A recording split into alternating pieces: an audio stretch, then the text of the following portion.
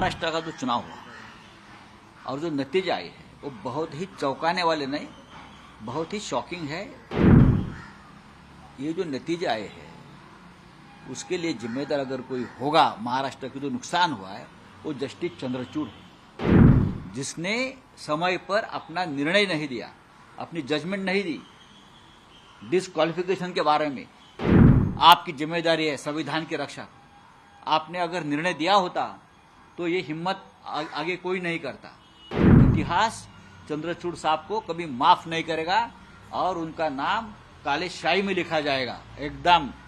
ये जो हुआ है महाराष्ट्र में, ये महाराष्ट्र याद रखेगा। ये चंद्रचूड़ जी है, उनके होते हुए ये सब हुआ है और हम याद रखेंगे। देखिए, महाराष्ट्र का जो चुनाव हुआ और जो नतीजे आए हैं वो बहुत ही चौंकाने वाले नहीं, बहुत ही शॉकिंग है। ऐसे नतीजे आने की उम्मीद किसी को नहीं थी, कोई लहर नहीं थी किसी की। नरेंद्र मोदी और अमित शाह को महाराष्ट्र क्यों वोट देगा? पूरा कैंपेन उनके खिलाफ चला इसलिए कि महाराष्ट्र लूटने का पूरा एक कारस्तान यहाँ हो गया। यहाँ से पूरे उद्योग गुजरात में लेके हुए, इसलिए वोट दिया लोगों ने कि हमारा रोजगार गुजरात में मोदी जी लेके जा रहे हैं, चलो हम मोदी जी को वोट दे देंगे। इसलिए खुश है। महाराष्ट्र में किसानों की आत्महत्या चल रही है, महाराष्ट्र में बेईमानी हो गई। ये जो नतीजे आए हैं उसके लिए जिम्मेदार अगर कोई होगा महाराष्ट्र का जो नुकसान हुआ है वो जस्टिस चंद्रचूड़ है। चीफ जस्टिस ऑफ इंडिया के पद पर बैठे व्यक्ति जिसने समय पर अपना निर्णय नहीं दिया, अपनी जजमेंट नहीं दी। डिस्क्वालिफिकेशन के बारे में 40 लोगों ने बेईमानी की।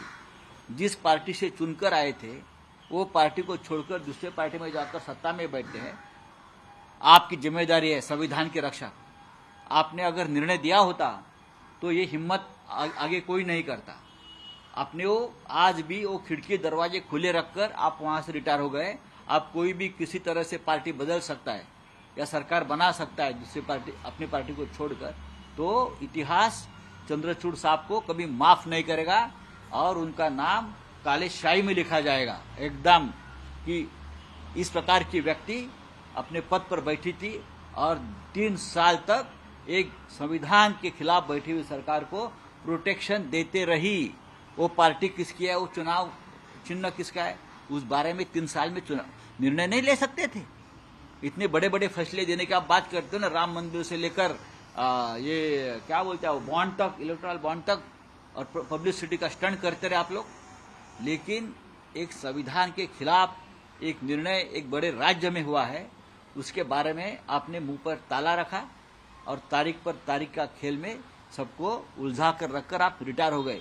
तो ये जो हुआ है महाराष्ट्र में, ये महाराष्ट्र याद रखेगा। ये चंद्रचूड़ जी है, उनके होते हुए ये सब हुआ है और हम याद रखेंगे।